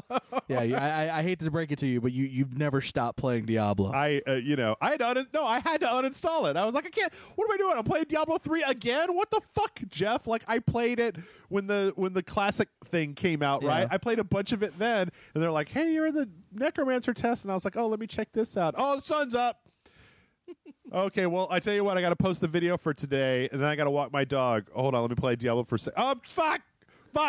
It's like a time vampire. So if you could do a Borderlands that had the same kind of loot and stuff, but also had a procedurally generated world, because I always thought the world of Borderlands was kind of one of the least interesting things. Well, I mean, the idea about that I thought was interesting is that the idea that the end of Borderlands 2 presented was that there were other planets. Yeah. And that they had a map to those other planets. Yeah. So now we can go to another planet. Sure. And do interesting things on those other planets. But, absolutely. Yep. Anyway, that's what we would do. So thanks so much, Ruscles, for your question. This next one comes in from Julio. Julio says, hey, Jeff and John, what is your definition of an RPG? I keep seeing people call the Deus Ex series FPSs with RPG elements, while I see Skyrim getting called an RPG masterpiece, even though technically it's a first-person game as well, along with Mass Effect 2 and Mass Effect 3 getting called TPSs, third-person shooters, okay, with shallow RPG elements. So, glorious followers of the Dong, what is your exact definition of a role-playing game? Thanks for answering my questions, Julio. What do you think, John? And like whether it's first-person, third-person, over-the-top, fucking whatever. Yeah. That doesn't matter to me. Yeah. To classify a game as an RPG. Yep. What matters? Stats. Yep. Can you upgrade characters? Is there, or can you role play as those characters? Like, it's a role playing game. That's an RPG. Does it play like if I were to go? Like, is it a video game version of does it have video game elements of what I would be if I was going to play a tabletop RPG? Yeah. You know, and not every tabletop RPG is the same either. But they're just like, there has to be stats. There has to be it.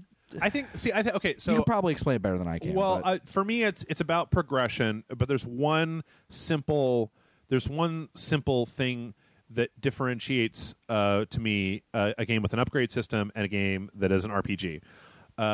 Like, for example, I don't know if I would count Nier as an RPG because you don't upgrade your stats. You just buy different weapons, right? You just equip different weapons. You equip different items, but that's just having an equipment system. What I consider to be an RPG is the ability to choose what kind of character you want to be. So simple choice of like Metroid, Super Metroid, right? Yeah. Or Castlevania Symphony of the Night. Those have upgrade systems, right? Where you're looking to get a new ability to get into a new location. And that's technically getting new abilities and growing your character, but I don't consider those to be an RPG because I can't spec. Well, I guess in Symphony of the Night you can spec a little bit for different things, but like in Super Metroid, it's not like you're ever going to spec Samus for fire damage, right? Or as a melee character or whatever. You have one kind of route to go. Whereas something like Souls, right, you can do I want a strength build? Do I want a dex build? Do I want a mage? Do I want a cross class? That kind of thing. I think where you have some control in how your character not necessarily looks, but plays. Right. Like not necessarily like you said, not necessarily a specific like changing out weapons and changing out gear, but like is the character that you're playing, is there a progression with that character that can make that by the time you get to the game, not only is your character different from the character you started with, right, but also is it different from a character that your friend is playing that is also playing that same game? Like those are role playing because you can imbue a bit of yourself to that character. Yep, which is interesting because in actually thinking about Deus Ex, like the Deus Ex Mankind Divided had a New Game Plus, and by the time I got to the end of New Game Plus, I'd actually maxed out every piece of the upgrade tree in Deus Ex. But I think I would still consider Deus Ex an RPG because there's also dialogue and different ways that I can respond to people, different ways that I can influence the world, which is also important. Is being able to influence the world in different ways. To be honest, though, Julio, I think that to me, it's a what is art question. Yeah, it is. Because I mean, you also look at JRPGs; those are RPGs, but they don't have a lot of the character customization or anything that we're talking about. It's also a cultural thing. It's different thing. RPG means different things to different people. Yeah, I don't necessarily think that throwing a label on it. I mean, I think that if you in the most widely accepted kind of net that you can throw, that it's about character evolution and character progression. In a way that you as the player get to decide on the evolution and the complexity of your character. Stats is what you were saying. That's a great shorthand because it means that, if you're putting points into magic instead of points into strength, then you're picking what kind of character it's you where want to have. You as a person can it's not necessarily an upgrade tree, but just that you as a person have an effect on how your character grows. Right. Yeah. And I was my brain kept moving to other things, but I don't think my brain was like, well, an RPG is like where by doing one tree you're locking yourself out of a different tree. But I don't think that's true either. That's not true either. Yeah. Because Final Fantasy X, you got to the end of Final Fantasy X, and I maxed out the sphere grid with every single one of my party members. Everybody could do everything, and they were all super fucking hugely overpowered in that game. But I would still call that an RPG, even though there wasn't a lot of dialogue choice, and I still at some point got to kind of pick the direction that my characters were going.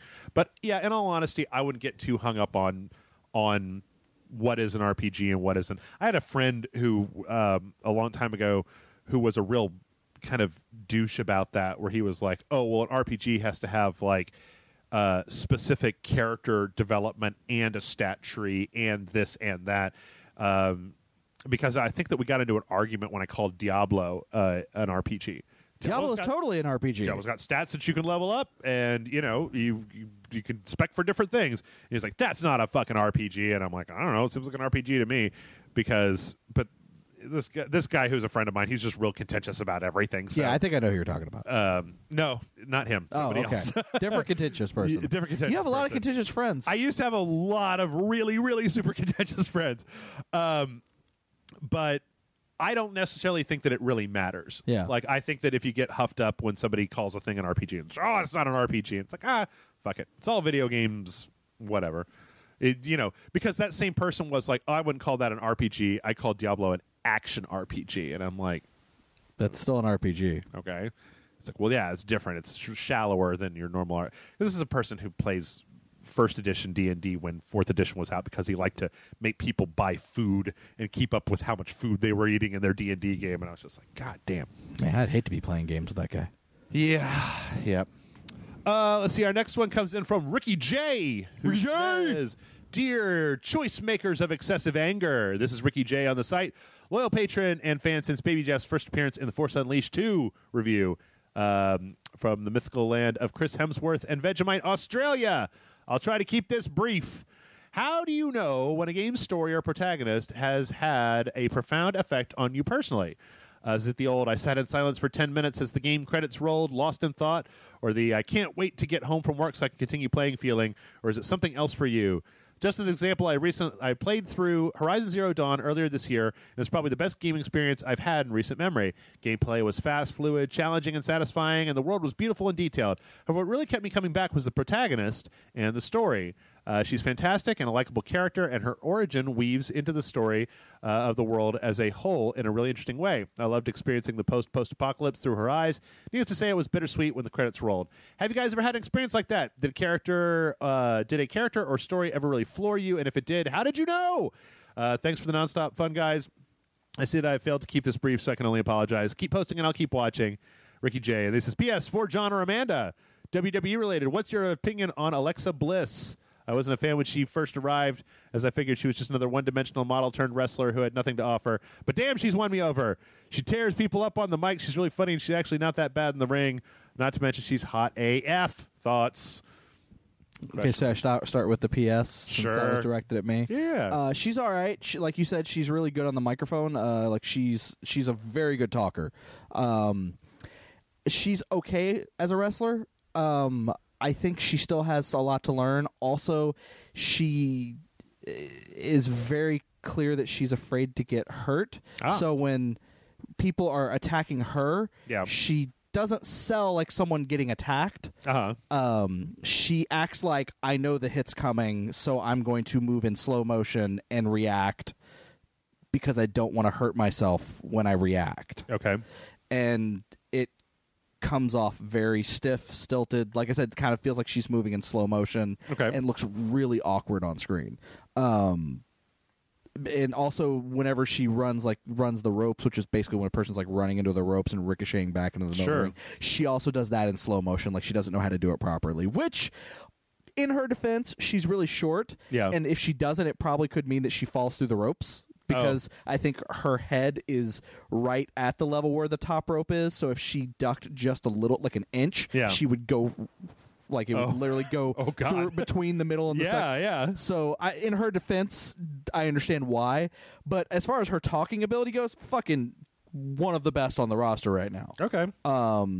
She's grown a lot as a wrestler and all that. She's all right. She's cool. I like her, but she's got a lot to worst. Folks, that John is wearing a T-shirt, and until we start talking about wrestling, it's got Darth Vader on it, and below it just says heel. Yeah. I didn't realize. It just clicked in my mind that that's like a Darth Vader wrestling shirt. It is a wrestling shirt. Okay. Yeah. No, I got this from a wrestling subscription box. Oh, like a Loot Crate. Yeah. thing? Except it was I think it was called Wrestle Crate. Oh, okay. I'd subscribed to like 2 or 3 different ones over the years. But it's one of them. Okay. But yeah, no. So that now, as far as like the actual question of has there ever been a game that stands with, how do you know that a game has like impacted you in that way? Yeah. That they're talking about. Yeah. If I'm thinking about it when I'm not playing, and like if I'm still thinking about it, like after I've stopped playing as well. Yeah. Like if I've beaten a game, like man, that was really good, and then kind of like 3 days later, man, that game was really good. If I'm still thinking about it 3 days later, or even if it's a situation where I'm like, man, I can't play this game for the next 3 days because I know because I'm just busy doing stuff. Sure. And man, I can't wait to get back and finally get back into it. Yeah. And unfortunately, like, for example, I've had a game that had the exact opposite effect on me, which was Mass Effect Andromeda, which, it's a good game. I have no problems with it. While I'm playing it, I'm having fun with it. I'm like, it's a Mass Effect game. It's great, blah, blah. I put the controller down, walk away from it. I have no desire to pick that controller up again. Yeah. But there are games like Overwatch. I kind of want to, like the characters, I kind of want to go back to it every now and then. Sure. Alan Wake is still one of those games that sticks with me. Yeah. There's just a lot of different games that, if I'm thinking about them, if I want to have conversations with people about those games, especially with Amanda, those are all things that's how I know. It's like if I want to talk about them when I'm not playing them, that's how I know that they've had impact. Yeah, for me, I feel like in a lot of ways it just depends on how long I end up playing them and how. At my Ricky J, this may sound weird, but my best litmus test for how much a game is affecting me is how many other things in my life go by the wayside when I am playing that game. Like, I'll forget to eat, or I'll put off eating because I'm playing a game, and I'll just be like, oh man, I should get something to eat. It's like, I'm just going to play a little bit more of this game. I'm just going to play a little bit more of this game. Or, in a lot of other cases, I'll forget to smoke, which is actually... strangely enough, a really interesting test for how much a game is affecting me, because if I sit here and I'm just like, it's been fucking 4 hours since I took a break and went downstairs to smoke because I'm just playing the shit out of this game, that is also a really good test for me as if I get lost, just totally lost in a game, which, you know, having played a lot of games and having played games in the past for a review, that was also the converse of that was how the inverse of that was how I could tell if I didn't actually like a game. Like, I had to force myself to sit down and play Dragon Age Inquisition 2. Like, I wanted nothing more than to stop playing that game and walk away from it. And every time I walked away from it, I had to really force myself to put one foot in front of the other to get back to it. Same with Dragon Age 3, strangely enough. But, yeah, that's mostly, I mean, like, you know, it may sound like a kind of a weird cop-out answer, but, like, how much do I want to play the game? How much am I just like, dude, fuck this shit? Like, there have been times where it's like, oh, man, there's a thing going on this Friday night, and I'm just like, fuck that. I want to sit on the couch and play Persona 5 or, you know, whatever. Yeah. Because, or if I keep looking at the clock and I'm like, okay, I'm going to play for an hour, and then I'm going to do this. And I'm like, I'm going to play for one more hour, and then I'm going to play for one more hour, and then I'm going to do this. Yeah. That's really how I can tell. But I don't know. I'm agreeing with you. I don't know. Mass Effect, you know, Man and I are playing Mass Effect Andromeda, and I think that I don't, as much as they said they did, I don't think BioWare learned anything from Dragon Age Inquisition. No, because that map is the maps are just too full of shit. There's just like I was talking to Amanda about this, and I really was thinking back to Mass Effect 2 and how like Mass Effect 2 was so tight. Like the combat arenas were these interesting custom places where you just land, you jump in, the story it was like, what was it? Through it, bam, you're done. The last time I was playing Mass Effect Andromeda, it was like I had the main story mission. Each character, like loyalty thing, had like 4 loyalty missions. Each character had 4 loyalty missions. Jeez. Each planet had like 6 missions. Each what are they called? Fucking settlement on each planet had their own missions, like 3 or 4 missions. And then there were like 12 side missions. It's like, what? That's too much. See, you know, there's something to be said for brevity. And this is one of the things that I keep coming back to with The Witcher 3. Yeah. Is that I can't, it's hard. It's really difficult for me to get into The Witcher 3 because there's too many, there is a psychological thing where if you're presented with too many choices, your brain just starts to go zzz, like you just can't, like I don't know. It's like going to a restaurant and there's like 12 pages of the menu and you're just like, I don't know. Do I want spaghetti? Do I want a hamburger? Or it's like Persona 5. Like I'm going to compare Persona 5 to Witcher 3, which is not fair, but whatever. There's no, The Persona 5 is bracketed up into these bite-sized chunks where every day you can do a thing.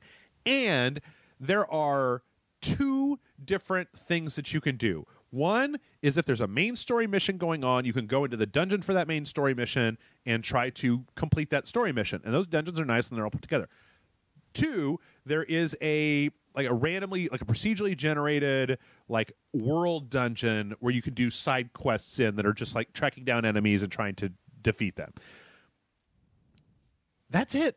Like, and you know what? I fucking love that game, like, because it's giving me every day. It gives me the option of just like, what do you want to do? You want to hang out with your friends? You want to go to a dungeon? You want to try a few of these bounties? You want to go work at the ramen shop? Do you want to fucking go to the batting cages? And I'm just like, I want to go to the laundromat and wash some of the gear that I found in this dungeon. See what I got. Hey, look, I got some stuff. Or like, I want to up my social rank with this person today.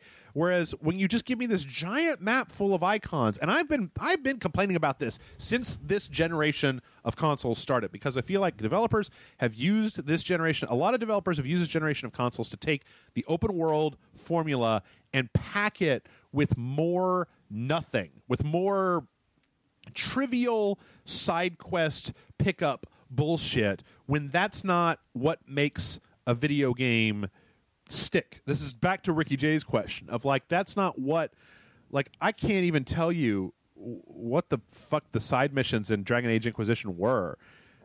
I could tell you what the side missions in Mass Effect 2 were all day long.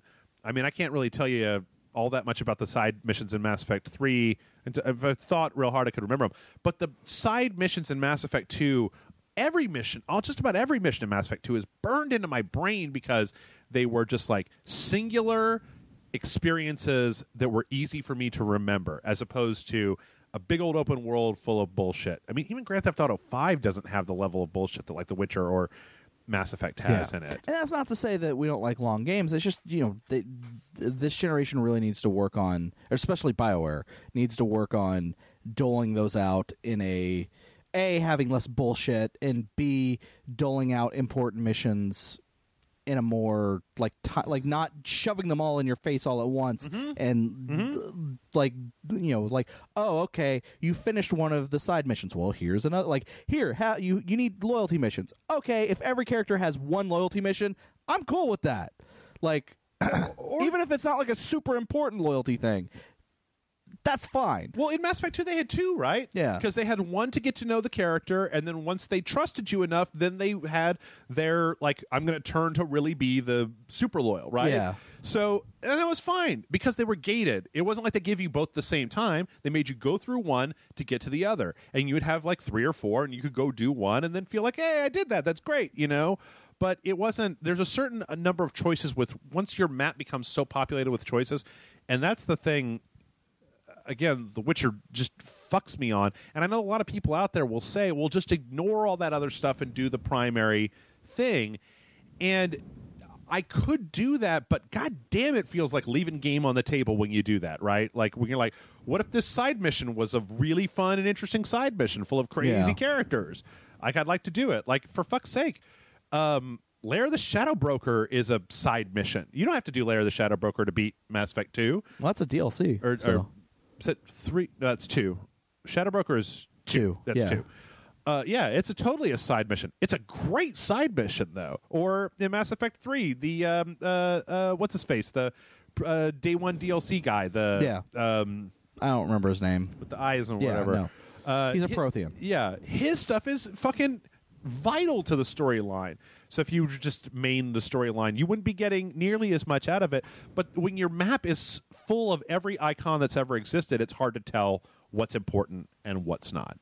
Hell, even Skyrim, that had so many side quests, I feel like the side quests in that game had more personality. Each one of them had more personality, or I didn't feel as bad abandoning them. I don't know. I'm sorry. I got off on a little bit of a tangent there. But anyway, thanks for your question, Ricky. Do you have anything else to say before we move on? No, I'm good. Okay. Sorry, I felt like I interrupted you in the middle of ranting there.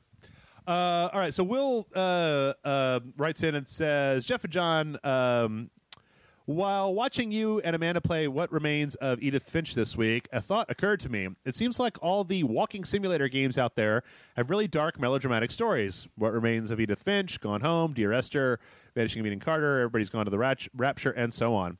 My question is, why do you think they have melodramatic stories?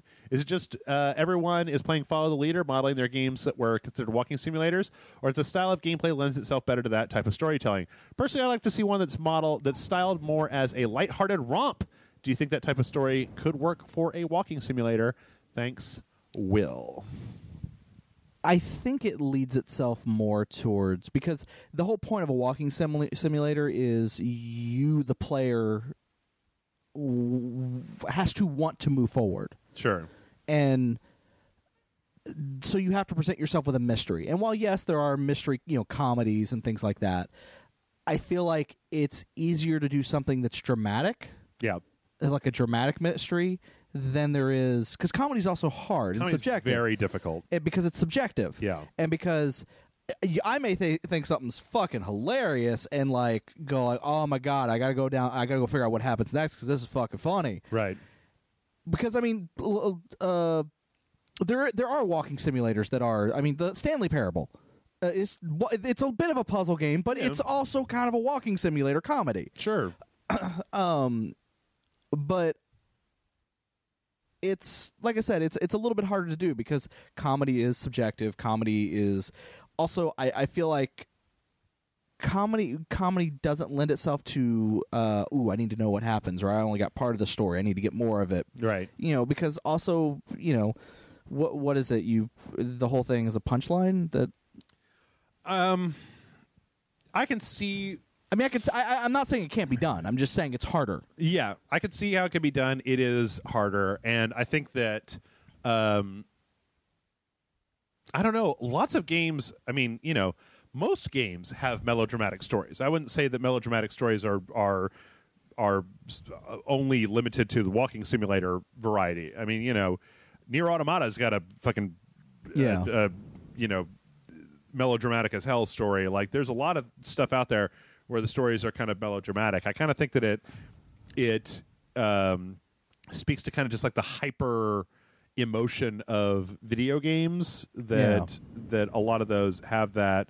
I don't know, comedic and lighthearted romp. I mean, I guess I kind of consider the Borderlands or the Telltale games to kind of be walking simulators all on their own. So Tales from the Borderlands might kind of fit into that. Or even Minecraft story mode's a little bit of a comedy. Yeah, it's got some comedy elements to it. I mean, I'm sure there'll be people in the comments, and if you can think of any, definitely leave them. Walking simulators that are also, a little bit more lighthearted, comedy-based. But I just think that the genre lends itself a little bit more because, like I said, as a person, I am more inclined to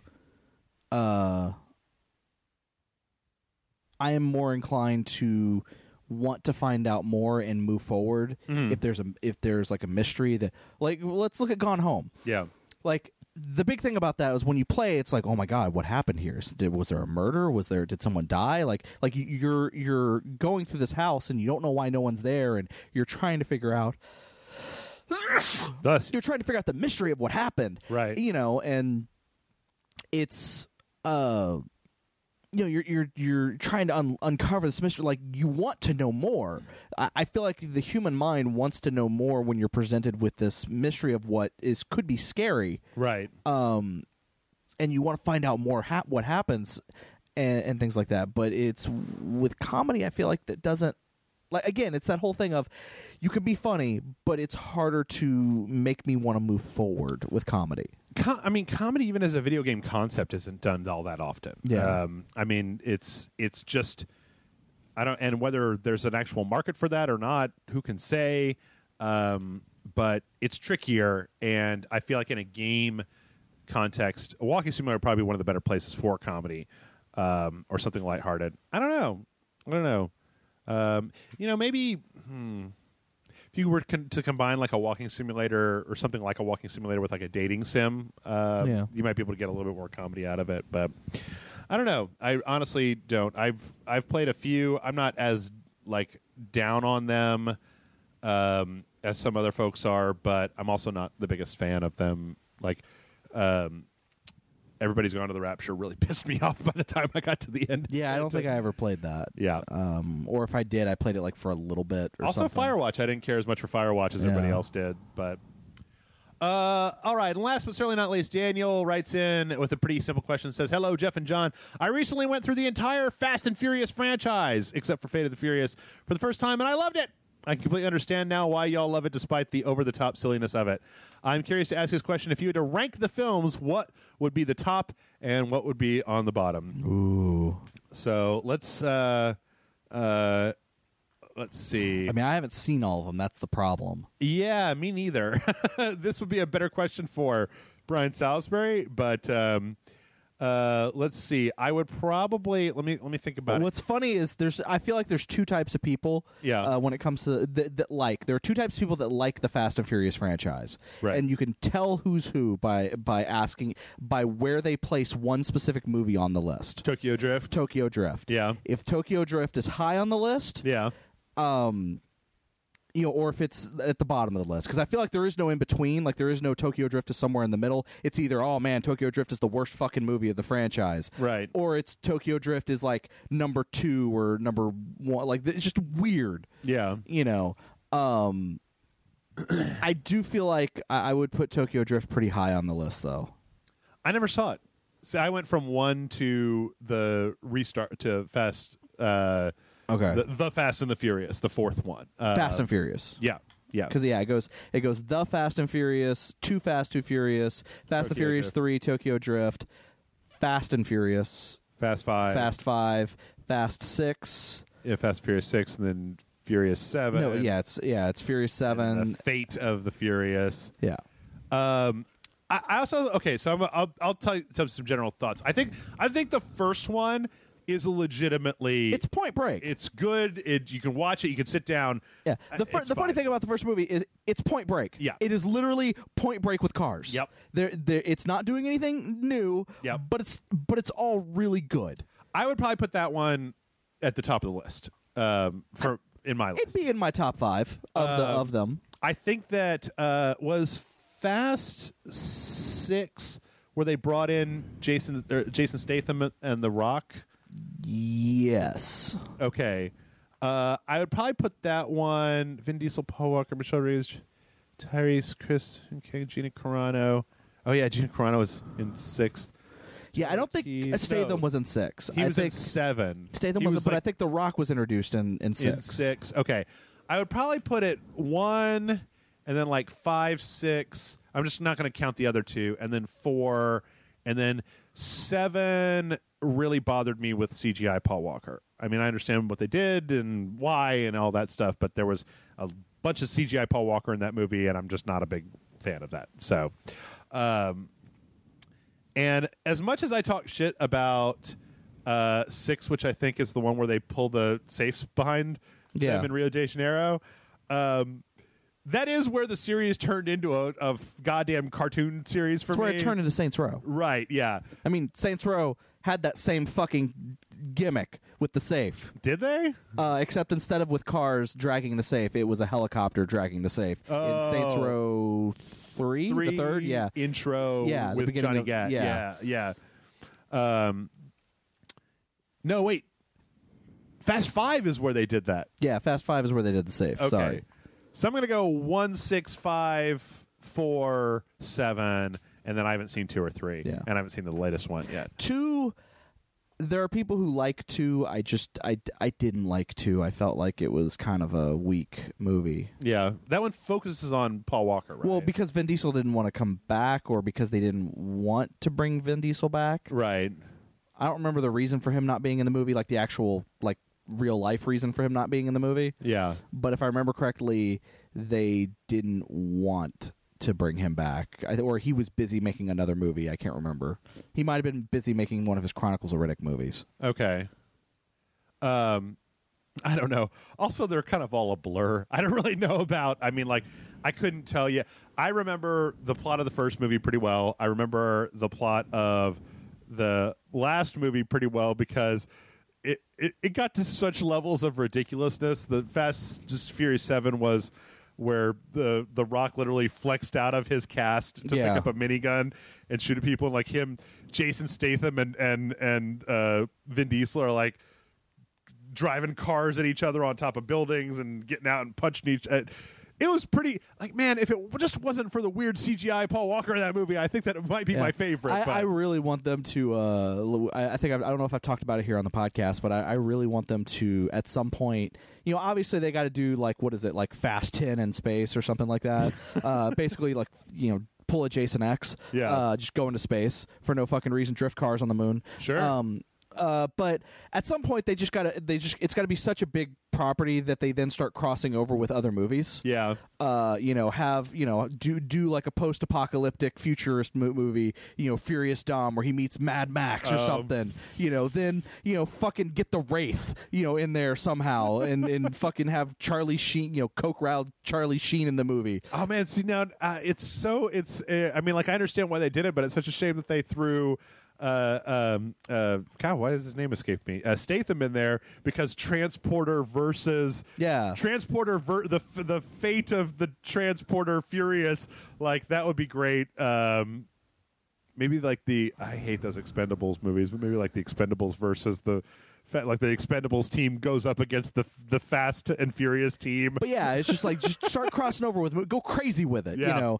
But like, just find other car movies to do it, to do like crazy ass movies with. Yeah. What was it that there was that one rumor that the twist in Fast in Fate of the Furious was going to be that Dom was actually a Terminator, and that like it was going to turn out that Dom was kidnapped and replaced by a Terminator, and Skynet was finally going to happen, and nice. Like, that's what it was going to like turn out to be. Like, this was just going to go off the rails and be tied into the Terminator universe. And I was like, you know what? That'd be stupid. Great. I hope that's not what happens. But if that is what happens, great. I'm fucking there. I want Dominic Toretto to race a Predator. I don't give a fuck. I don't give a fuck of what.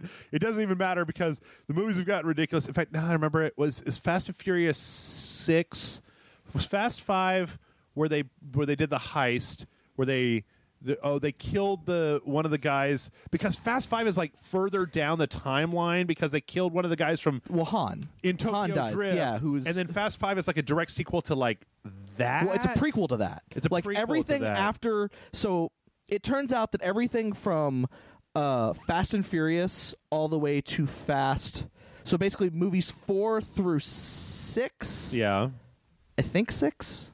Either 4 through 6 or 4 through I want to say it's 6. 4 through 6 take place before Tokyo Drift. Okay, is the twist on that one. Okay, because the character of Han, which I love the fact that his name is Han Solo, like SEOL-LO. Oh God, Han. But it turns out like that's not his real name. Right. That's just the name he gave himself because he's a dork. But like his character died in Tokyo Drift. Right. But then his character came back in Fast and Furious. Oh yeah, because at the end of one of those movies, he's like, "I'll see you guys later. I gotta go to Tokyo." Yeah, I gotta go back. And so, like, it turns out that he goes back and then he dies or whatever. Right. And there was also a thing with Jason Statham's character that I think they reference that he may actually be. Like, there was more to the whole death. Like, they added more to the death from 2. Yeah. That actually connected Jason Statham's character to it. I don't know. I haven't seen the movie. It's just what I've been reading. I remember one of them was. And there's a rumor that actor may be coming back for Fast 9. He's a Terminator now. Well, the rumor is that it's going to be for flashback stuff. Oh, okay. To flesh out more of it. Yeah. But more with his character. But like, it's fucking crazy, and I'm all for it. Like, I really need to. I've been wanting to like marathon through all the Fast movies for a while. I just haven't had the time. Yeah.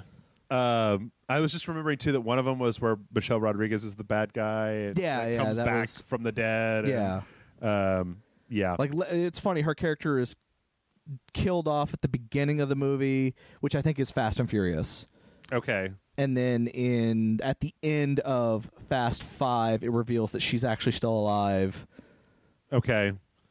And then that's the 6th movie. Yeah. It's so convoluted. I'm sorry.